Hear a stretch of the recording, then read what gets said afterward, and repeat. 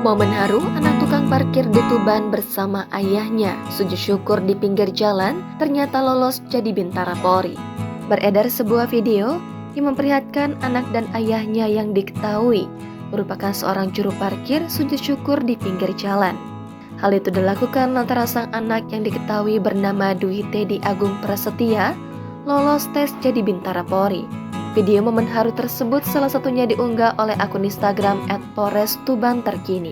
Dalam video tersebut, awalnya Teddy yang mengetahui pengumuman bahwa dirinya lulus, langsung bergegas menuju ke jalan di mana sang ayah yang sedang bekerja jadi juru parkir. Setiba di tepi jalan, Teddy langsung memeluk sang ayah yang saat itu sedang menjaga beberapa sepeda motor. Meski hanya berprofesi sebagai jukir, Teddy mengaku sangat bangga dengan orang tuanya. Sebab tanpa perjuangan dan doa dari kedua orang tuanya, ia tidak akan mampu lulus menjadi anggota Polri. Saya bangga sekali. Saya mulai SMP mungkin di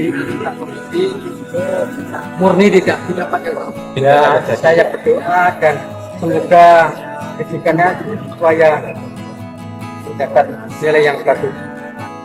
Sementara itu, sang ayah Suwiji yang berprofesi sebagai cukir di kawasan Jalan Panglima Sudirman Tuban hanya bisa membantu melalui doa yang selalu rutin dipanjatkan setiap hari.